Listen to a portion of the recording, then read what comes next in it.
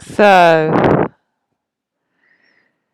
Mary Kingsley was a famous explorer at the end of the Victorian period.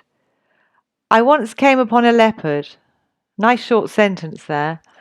I had got caught in a tornado in a dense forest. The massive, mighty trees were waving like a wheat field in an autumn gale in England. So that's, double M, alliteration. And I dare say a field mouse in a wheat field in a gale would have heard much the same uproar. So that is similes, isn't it? Like a wheat field in an autumn gale. And she's liking herself to a field mouse. So she's small and powerless. She's actually a female in the 1890s, so, in Africa on her own, so she's really actually brave. The tornado shrieked like 10,000 vengeful demons. Brilliant image. The great trees creaked and groaned and strained. Beautiful list of three, rule of three. The great trees creaked and groaned and strained against it, and their bush rope cables groaned and smacked like whips. Again, like whips, a simile, a noise, and groans repeated. And ever and anon a thundering crash with snaps like pistol shots told that they and their mighty tree had strained and struggled in vain. The fierce rain came in a roar, tearing to shreds the leaves and blossoms and deluging everything. Deluging means flooding. So she's doing a metaphor of weather, isn't she? I was making bad weather of it, so that means a metaphor of weather, and climbing over a lot of rocks out of a gully bottom where I'd been half drowned in a stream, comma, and on getting my head to the level of a block of rock, I observed right in front of my very eyes, broadside on, which means sideways on, maybe a yard off, certainly not more, a huge leopard, a big leopard. That's amazing, isn't it? Yeah. It's a good description, isn't it? Yeah. But wouldn't the leopard be trying to hide from a storm? Yeah, I think he's been caught out the same as she has, basically. I think it came on quickly. It's in Africa that the storms come on very quickly. So he was crouching on the ground with his magnificent head thrown back and his eyes shut. His forepaws were spread out in front of him, and he lashed the ground with his tail. And I'm sorry to say, in face of that danger, I don't mean me, but the tornado, that creature swore softly but repeatedly and profoundly. So she's personifying the tiger beautifully. I did not notice all these facts in one glance, for no sooner did I see him than I ducked under the rocks, obviously because she was scared, and remembered thankfully that leopards are said to have no power of smell. But I heard his observation on the weather and the flip-flap of his tail on the ground. Lovely sound. Great humour there. She's about to be killed by a tiger and she's still having a bit of a joke. Brave lady. Leopard. Sorry, leopard. Every now and then I cautiously took a look at him with one eye round a rock edge, comma, and he remained in the same position. Nice long sentence. My feelings tell me he remained there 12 months. I really like that. But my calmer judgment puts the time down at 20 minutes, comma, no semicolon. And at last, on taking another cautious peep, comma, I saw he was gone. So that's a nice long sentence. At the time, I wished I knew exactly where, but I do not care about that detail now, for I saw no more of him. He had moved off in one of those weird lulls which you get in a tornado, when for a few seconds the wild herd of hurrying winds, she's personified the wind turned it into a herd of hurrying animals. The wild herd of hurrying winds seem to have lost themselves and wander around crying and wailing like lost souls until their common rage seizes them again and they rush back to their work of destruction. So beautifully written, isn't it? Do you like it? Yeah, it's very nice. Yeah, I think so too. That's why I'm bothering to do it, really, because I think it's really beautifully written. And I also like the fact that she's an 1890s explorer all on her own in Africa and a lady. I think that's good, isn't it? It was an immense pleasure to have seen the great creature like that. So even though she's been in enormous danger, she really enjoys that. He was so evidently enraged and baffled by the uproar and dazzled by the floods of lightning that swept down into the deepest recesses of the forest, showing at one second every detail of twig, leaf, branch and stone round you, and then leaving you in a sort of swirling dark until the next flash came. This, and the great conglomerate roar of the wind, rain and thunder, was enough to bewilder any living thing. So that's a great sentence. It's really long. It's got loads of clauses. It's actually got commas and has it got a semicolon in there? Yeah, it's got a semicolon. Yeah. So you can see what a great sentence is, because it's about being bewildered by the storm, basically, isn't it? Yeah. So both she and the leopard have been bewildered, enraged and baffled, dazzled. So it's a good description. So basically, the lightning comes in, lights up everything. You can see everything being lit up. Then all of a sudden, it goes again. And so you Day can. or night? Is it day or night? That's a good question. Is it day or night? Don't know. Let's have a look. If it's a really huge tornado, often that goes dark then light, doesn't it? Because all the if you're in a forest at the bottom of a very dark, cloudy time, then it's going to be dark, isn't it? Do you see what I mean? Because of all of the it goes dark. Don't know actually.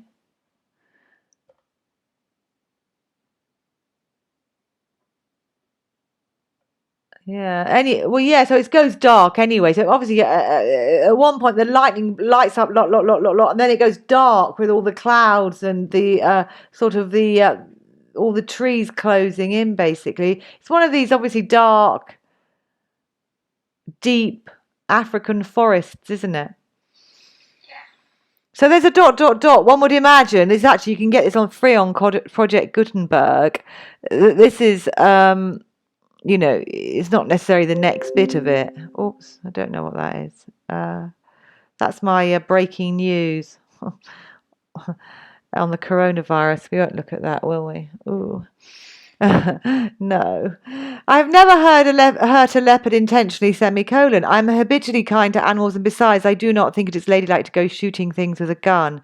Twice, however, I've been in collision with them. On one occasion, a big leopard had attacked a dog who, with her family, was occupying a broken-down hut next to mine.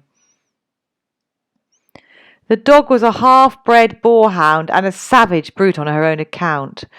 I, being roused by the uproar, rushed out into the feeble moonlight from her hut. She's obviously staying in a hut here, thinking she was having one of her habitual turn-ups with the other dogs, and I saw a whirling mass of animal matter within a yard of me. That's quite fun, isn't it? Description, a whirling mass of animal matter. So obviously it's all sorts of animals all having a fight. I fired two mushroom-shaped native chairs in rapid succession into the brown of it. Oh, so basically she's got these two traditionally shaped chairs, probably made out of vines, and she's thrown them into the middle of it. And the meeting broke up into a leopard and a dog. The leopard crouched and I think to spring on me. I can see its great beautiful lambent, which I think means glowing. I can see its great beautiful lambent. I'm guessing that lambent. I can see its great beautiful lambent eyes still, and I seized an earthenware water cooler and flung it straight at them. It was a noble shot, semicolon. It burst on the leopard's head like a shell, and the leopard went for the bush. So she threw an earthenware water cooler at it, and it ran away. Great story, isn't it? Yeah. 20 minutes later, people began to drop in cautiously and inquire if everything was okay. And I civilly asked them to go and ask the leopard in the bush, but they firmly refused, full stop. We found the dog had got her shoulder slit open as if by a blow from a cutlass, which is a type of vicious knife, and the leopard had evidently seized the dog by the scruff of her neck, but owing to the loose folds of skin, no bones were broken, and she got round all right after much ointment from me, which she paid me for with several bites. Because it's a naughty dog, it basically says it's a half-bred savage brute. It says that earlier, doesn't it, on line 39, I think. Yeah, but if she doesn't like the dog, then why hurt the amazing leopard?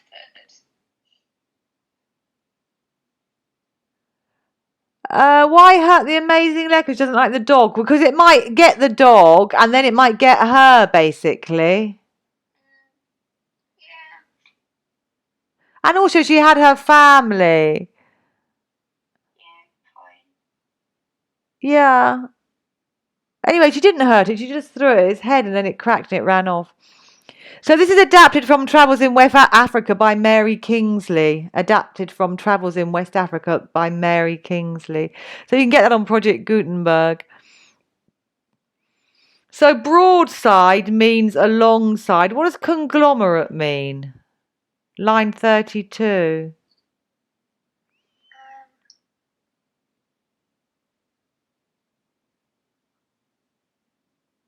Is it like a massive rural massive?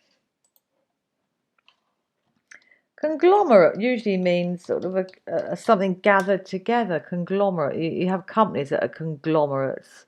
That are all sorts of different things, basically. It's a mix, a combination, a commingling, aggregate, a sticking together.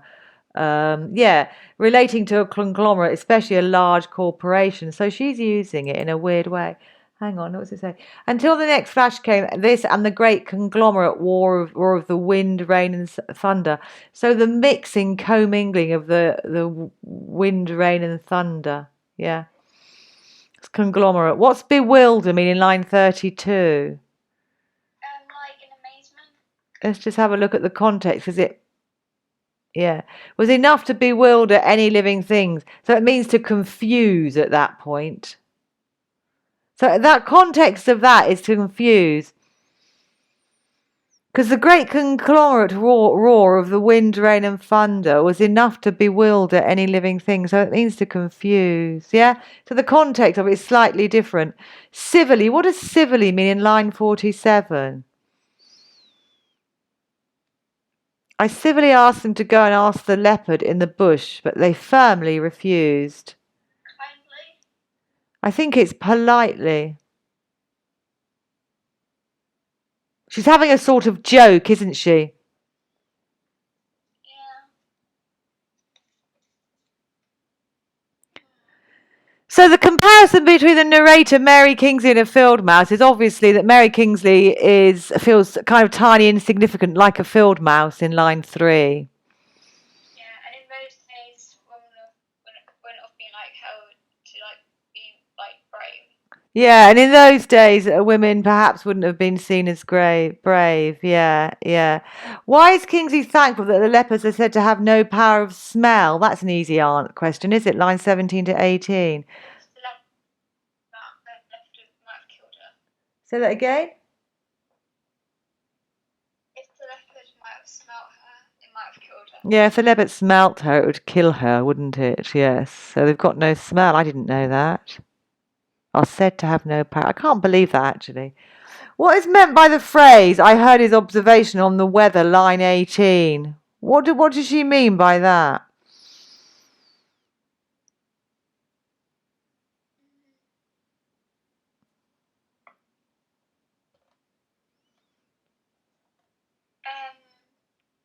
She heard his reaction to it. Yeah, she saw him reacting to being stuck out in this dreadful storm, the same as she was. Yeah, and he's roaring and stuck, isn't he, as well? Yeah? Is it line 18? What does it say? I heard his observation on the weather. Oh, yeah, he's groaning and flapping his tail. Yeah, he's swearing. Obviously, he's not swearing. She's turning him into giving him human feelings, isn't she? Good. It's very, very, very, very good writing. Do you think this is good writing? Yeah, it's quite hooking, yeah. It is hooking. I actually want to read the book. In your own words, describe the behaviour of the leopard in lines 13 to 20. The leopard's scared of like the lightning and tornado. Yeah. Yeah. More. It's worth 5 marks, so we need much more than that. This is shown by his magnificent head from back in his eye shirt. It's in your own words. So basically, you have to say something like, he's absolutely terrified because he's throwing his head back and closing his eyes, and something like, his paws, his legs are spread out in front of him, and he's angrily, scarily lashing the tail because he's really, really scared, and he's making a noise to make him, because he's groaning or making some sort of noise that she says is like a human groan or swearing, but he's obviously scared, isn't he? Yeah. Because obviously the trees could fall on his head, couldn't they? I think probably. Yeah, they probably could, considering how powerful a tornado is. Yeah, considering how powerful a tornado is, yeah, they could probably fall on his head. And there's all things snapping and cracking and whipping. Sounds quite actively dangerous. Yeah. So there's lots of similes in that passage. Do you want to give me 3 and tell me which one you find most effective?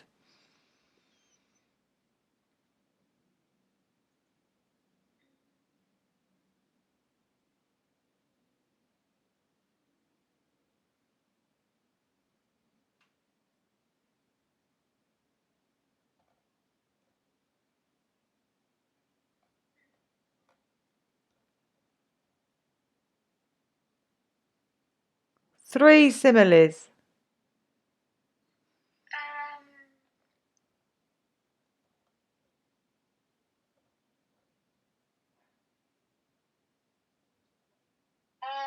Like 10,000 vicious demons.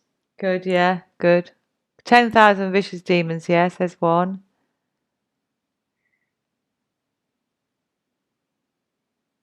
Smacking like whips. Yeah, smacking like whips, good, there's another one.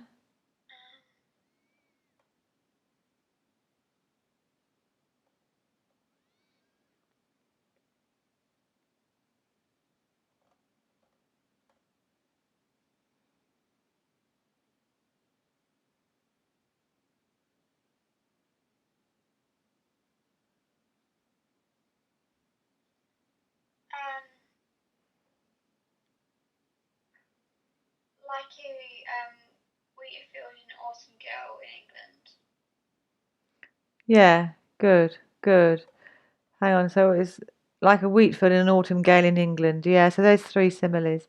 Good. So lots of similes, really loads. So you can have lots of similes and it still works because you can see that there. Okay, so why does Kingsley tell people to go and ask the leopard in the bush?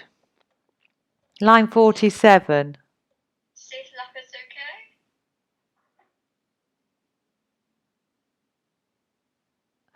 I think she doesn't really want to tell them, go through the whole story again and again and again, basically, because they basically want to come and have a gossip, don't they? So she politely tells them to go and ask the leopard in the book, and that puts an end to the conversation, doesn't it? Yeah. So she's quite kind of witty, really, isn't she? She doesn't. Everyone's turning up because they want a big load of gossip, don't they? I'll talk to the leopard. Huh? They want a big load of gossip. So basically, all the people around us have heard all the racket and they've come along to see what's happening and to see, if anyone's been killed and, see the gory details. And then she's jokingly telling them to go and see the leopard in the bush as well because it means that she's successfully defeated the leopard, hasn't she? That's also a sort of an understated way of saying I successfully defeated the leopard, actually, isn't it? She's not boasting. So, yeah, there's quite lots of levels of meaning in there. What's the next question? Explain fully why the dog doesn't break any bones when savaged by the leopard.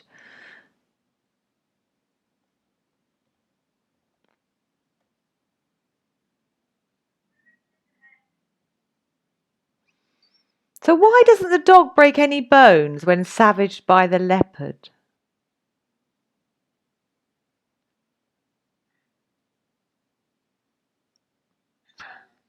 Because she was a savage brute on her own account, do you think? So she got in a big fight because she's brave. And she's always having habitual turn-ups with other dogs, so she's used to fighting, basically, isn't she? Yeah.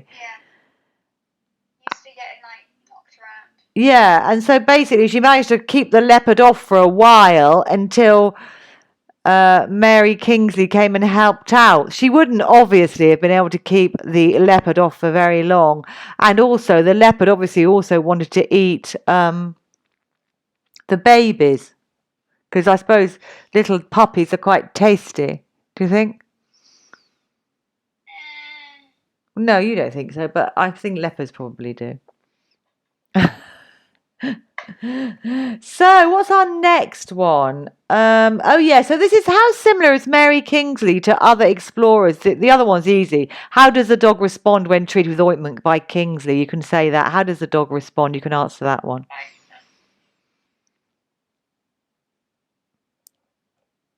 Not very grateful, is it, as I recall? No, it just bites her. Yeah, that's right. So that's the answer. Next one. How similar is Mary Kingsley to other explorers you have heard of? Explain your answer fully, giving evidence from the passage. So, Unlike other explorers, she's female. okay, so she's female, so that's not very similar. Yeah, what else? She wrote a story. Oh, she's a writer. Yeah, not all explorers are writers, are they? That's a good point. Yeah. She writes a good story, actually. She's quite literary, isn't she? Yeah. Yeah, so she's a literary writer. Okay, what else? She doesn't like hurting animals. She doesn't like hurting animals, and most explorers, well done, are kind of game hunters, aren't they, or whatever? Yeah, good, good. You know, traditionally or stereotypically, they're men game hunters. Yeah, good, and they're violent. What else?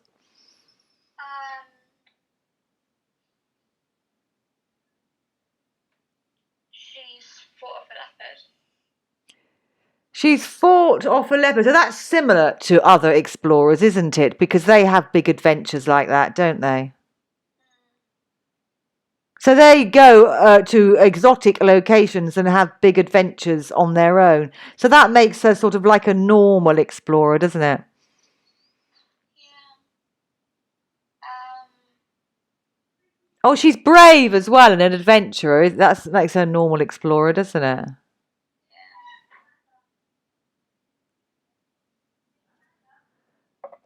And she sort of thinks on her feet as well, which I suppose normal explorers do, like picking up all the chairs and the earth and water cooler. Oh, and going alone into the forest. That's what explorers do as well, isn't it? Yeah. Exploring in a storm. That's what explorers do. Yeah, well, they get caught out in a storm. I'm sure they wouldn't deliberately go in a storm because it's dangerous. As you can see, a tree could land on her. Or perhaps, get really flooded and she wouldn't be able to get home. So I think they probably don't deliberately go in storms. All right then, so did you enjoy that? Yeah. Yeah, it's good, isn't it? Interesting, yeah. It is interesting. And she's done a whole book on it. And when she came back, everyone asked her so many times for the stories that she wrote the book for everyone, basically. It's excellent, isn't it? Okay. So for homework, I'd like you to write that up. Could you do that? Okay.